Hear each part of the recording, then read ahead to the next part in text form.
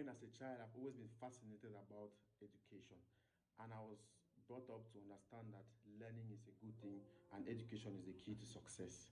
I can remember my primary school days. My first song I learned was "School is a good thing, learning is a good thing. I go to school to learn, I go to school to learn. I shall know ABC, I shall know one, two, three." And I was very happy and proud of myself by then. My name is Levi Spetio Numbu, a PhD student at Yoga Federal University, and I would like to talk to you about our education system. I believe strongly that our education system has failed us in several different ways, but I would like to point out a few. Firstly, I would like to talk about our education curriculum. Our education curriculum has failed us a great deal because today we are still using the education system that was given to us or that was put in place several decades back ago, and we have modified. It was modified in the industrial era. That's okay, but the era we are in now is very different from the industrial era, and I think we really need to try to change it. And many other institutions keep using the same systems and the same curriculum to teach students, which they used decades ago now. For example, I would like to share an example with you. I am a graduate. I graduated from the University of Boya under the Department of Accounting, and there we spent almost a semester or more to study accounting codes, where we needed to match specific assets to codes and memorize them. We were taught that if you don't know the code, then you are not a good accountant. So each and every student in class took a semester plus just to learn those codes, to be able to make those entries without the help of a computer.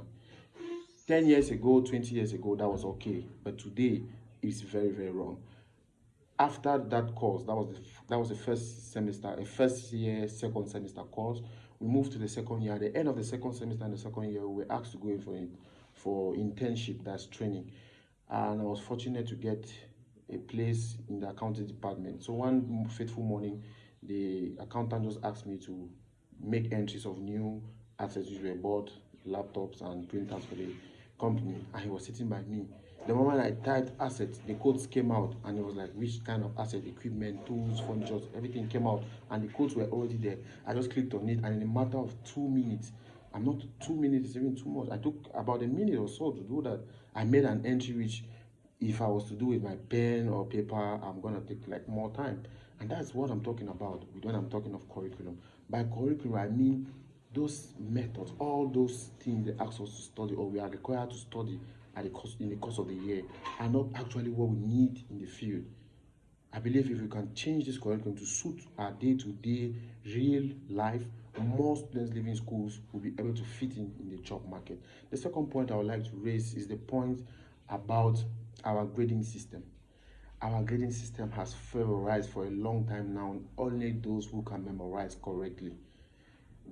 We are being given standardized tests to differentiate the good ones from the bad ones, the good students from the bad students, the performant ones from the non-performant ones. But we are failing to understand something. Standardized test or even a normal test isn't enough to determine who understood best. It instead promotes memorization. For example, I came to class on my first day and I attended classes and I left and I never came again until the exams came up. On the exam day, what comes as the standardized test is everything that was taught on the first day of class. I get a good grade, I get an A. Somebody who was in class from first day to the last day scores an A too, probably, and maybe someone who was still in class and probably missed the first class but attended any class after that will probably maybe have a fail mark. At the end of the day, you see those who were able to memorize, not those who were able to learn from the start to the end or learn for a particular period of time, are those with the highest averages. And at the end, they are qualified as the best students.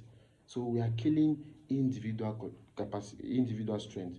At the end of the day, our education system is failing us because instead of teaching us how to learn something, they teach us how to memorize it, how to use maybe what somebody said before or what somebody has said before and keep it in our head and store it there for as long as we can so that we can pass tests. That's why most students who pass exams, at the end of the exams, after a month or two, they are unable to explain what they wrote in those exams and had those grades.